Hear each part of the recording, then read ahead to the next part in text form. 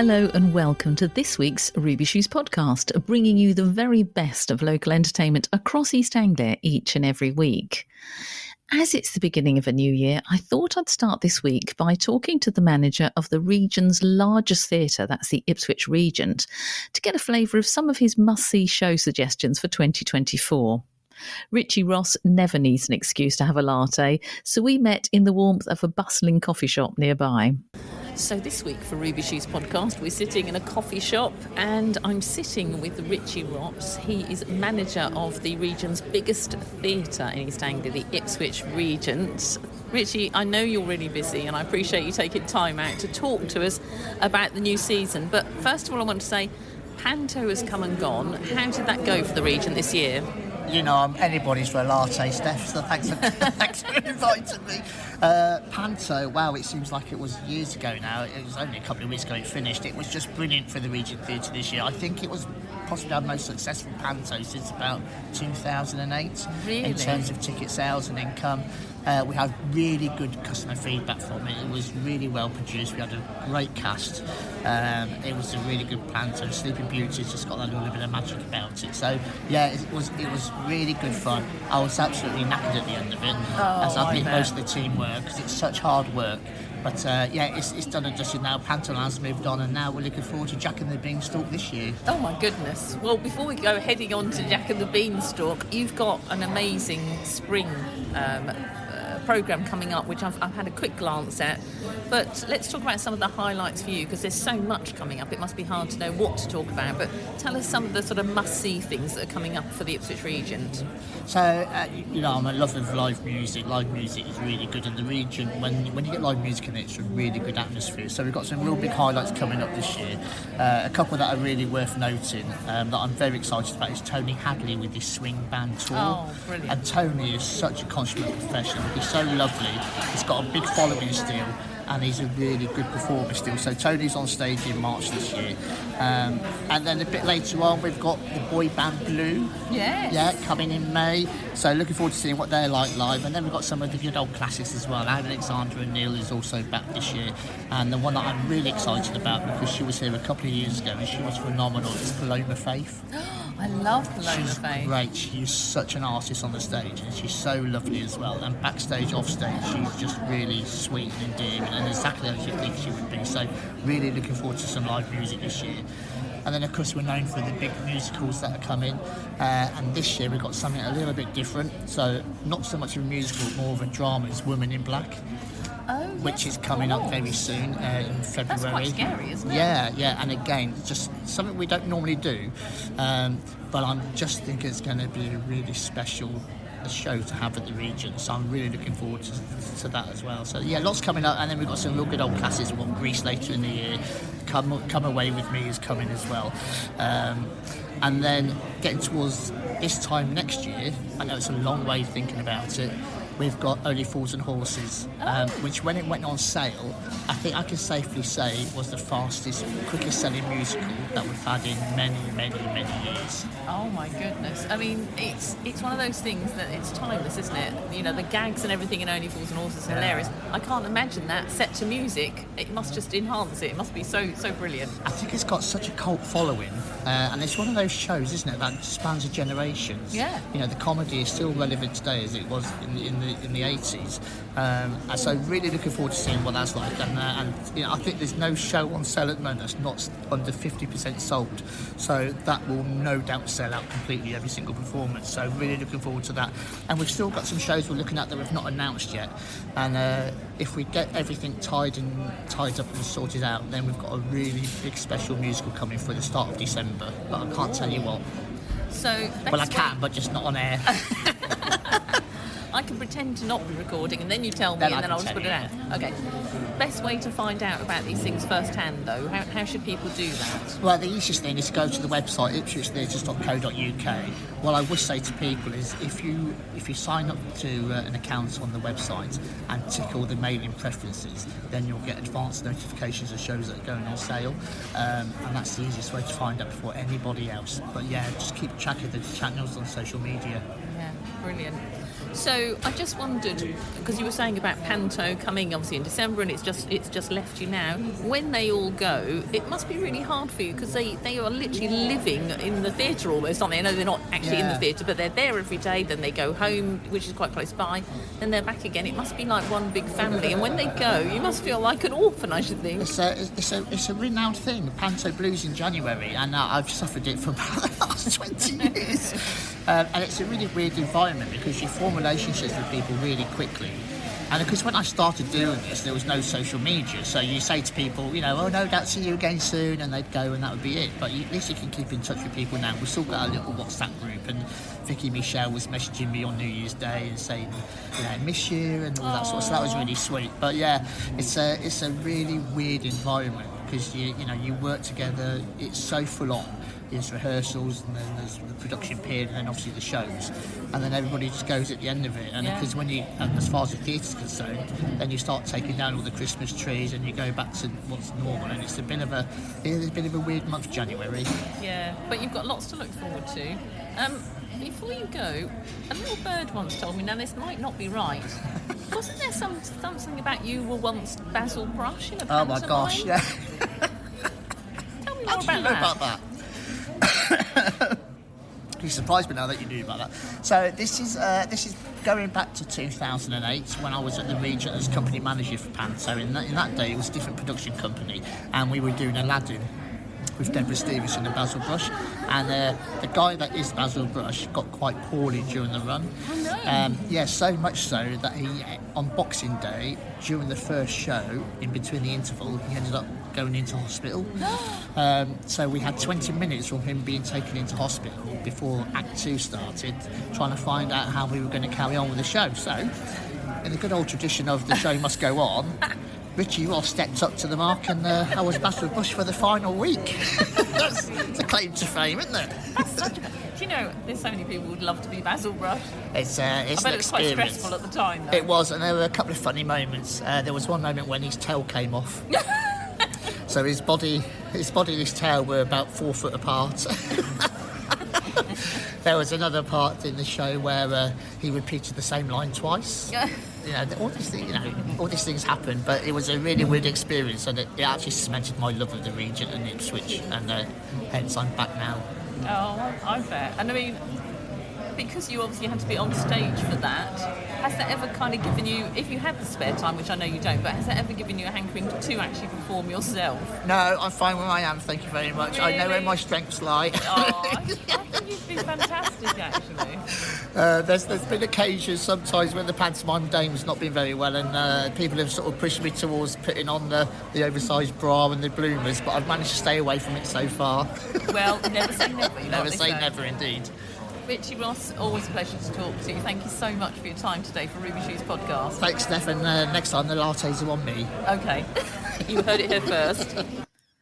Sheringham Little Theatre are about to put on Waiting for God at the end of this month. That's Friday the 26th and Saturday the 27th of January. And I caught up with the whole cast and their directors at one of their evening rehearsals to find out more. It's based on the BAFTA-nominated hit BBC sitcom Waiting for God, so it's the hilarious stage adaptation this time by the original writer Michael Aitkins. Set in Bayview Retirement Village, retired war correspondent Diana Trent joins forces with new resident Tom Ballard to give manager Harvey Baines his just desserts. It's a play full of old age antics, hilarious conspiracies and heartwarming results. And it's coming to the theatre at the end of this month. It's Friday the 26th of January and Saturday the 27th, so not long away at all. Both performances at 7:30pm, and I'm delighted now to be joined by some of the cast. Good evening. Good evening. My name's Glyn Sloman, and I'm playing Harvey, the care home manager. I'm Bernie Alexandru, and I am playing the Dotty Vicar. My name is Eladio Ribeiro. I am the co-director of the play, and I'm also playing 3 different doctors. Wow. Okay, so you've got your work cut out for you. And who's hovering behind you that I can see? Serena Kane, and I'm playing Jane. A bit of a dimwit. A dimwit, I like that, Jane. And finally... I'm Peter Blakely. I'm playing Tom Ballard, the larger than life, slightly dotty new resident that joins forces with Diana Trent. Okay. And anybody else there lurking in the background that I've missed? Yeah. Hi, Patrick Best. I'm playing the Undertaker. Oh, fantastic. Well, every fun sitcom's got to have an Undertaker, surely. So whose idea was it to do Waiting for God? Because it was hugely popular, wasn't it, as a television series? And he's hilarious. So it must be a lot of fun to play. But who kind of came up with the idea to bring it to the Sheringham Little Theatre? The funniest thing is the idea was from probably the only cast that did not see Waiting for God or knew of Waiting for God before the play, which was me. I came across Waiting for God looking for a play that would fit the cast that we have currently, fit the company, that was something that people were familiar with, therefore that we thought that was going to be popular, and most importantly, that was funny. And Waiting for God is super funny. It's been 3 months of laughter. It's been a hoot. I bet it is. Tell me about your characters as well, and how you have fun, when you sort of reading the lines and thinking, oh my goodness, this is going to be so much fun, and the interaction between you all. So just before we do that, I'm pleasantly surprised that I can announce that our main actress has just arrived. I'm Diane Evans, and parking was awful. Diane, tell me about your character, Diana Trent, because you join forces, don't you, with Tom, and you start making it difficult, basically. So that must have been a lot of fun to play. It's a fabulous part. It really is a fabulous part for somebody of my age, especially. It is just, she's such a feisty, interesting, difficult, challenging, sweary, aggressive woman, but with a heart, deep inside her. She's full of heart. Oh, that's brilliant. And she's had a very interesting life. And I want to hear from the others as well. Tell me about your characters as well, and how you're kind of weaving them in. Tom Ballard is a widower of 15 years past. He's going a little bit down the Alzheimer's route, but not always. He flips in and out of real time and goes on his travels mentally and physically. And he falls for Diana. Lock, stock and barrel.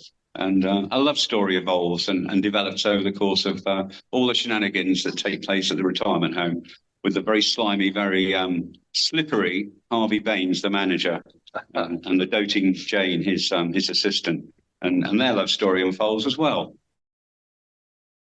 Yeah, I'm not sure it's a love story. It's for Jane. It's very much a one-sided love story between Harvey and Jane.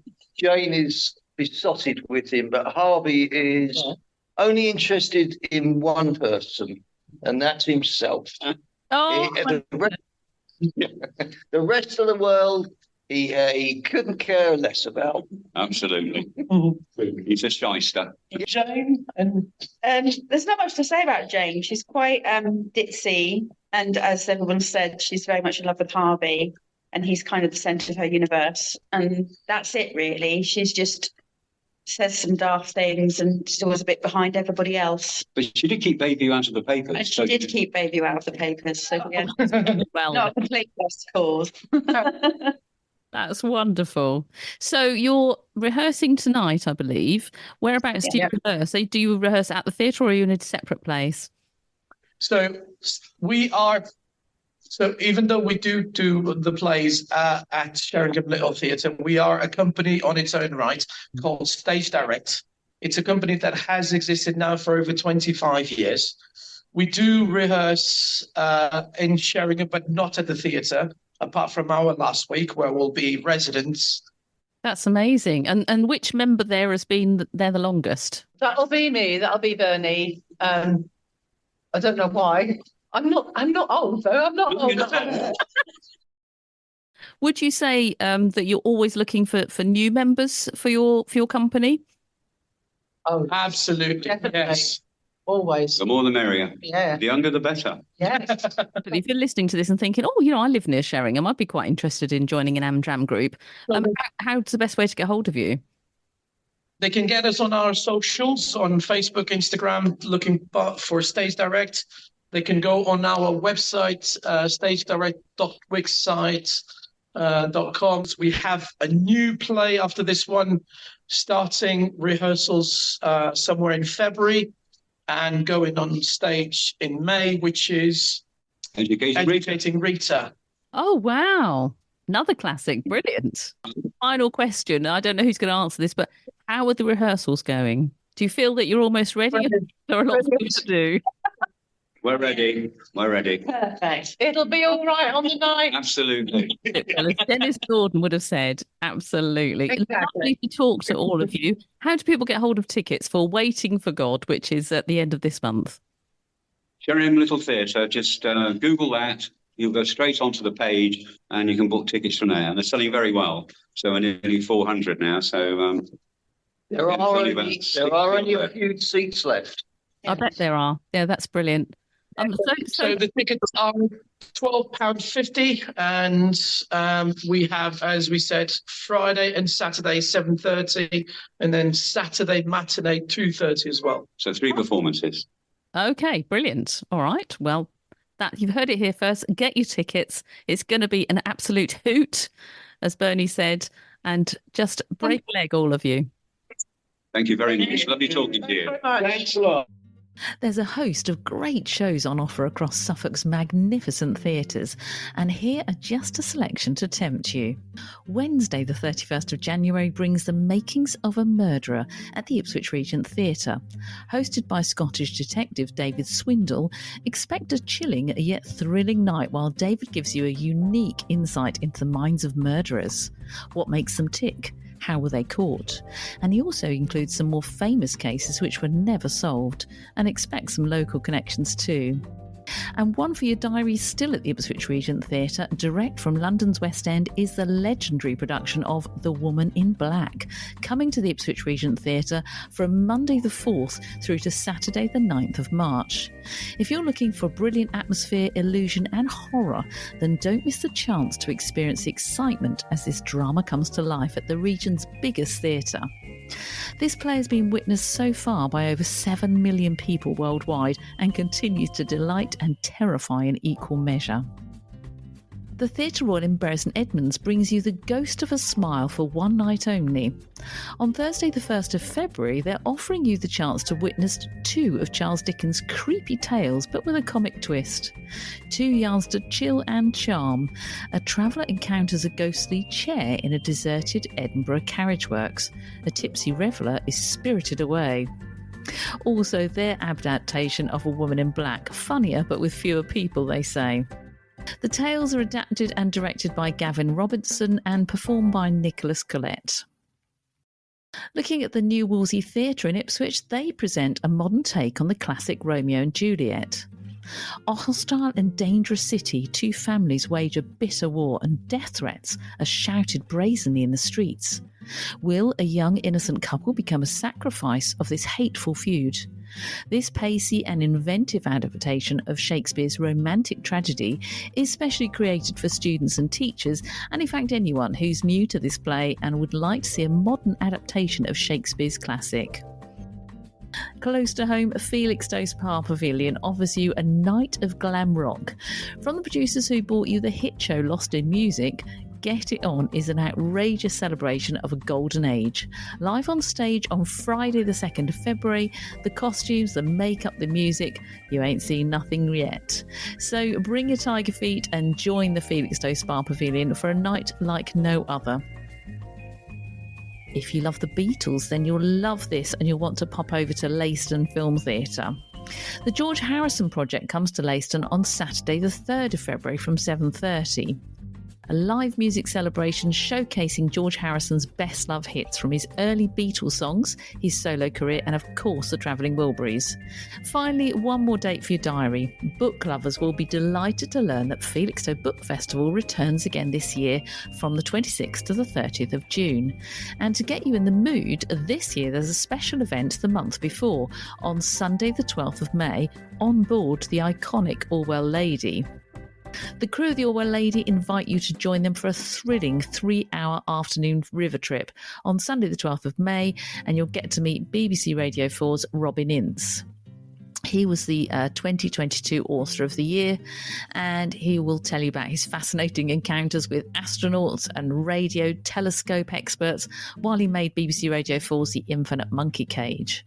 If you're interested in that, get onto the website of Felixstowe Book Festival. If you'd like to review a forthcoming theatre show near where you live, get in touch with us via our socials at Ruby Shoes Podcast.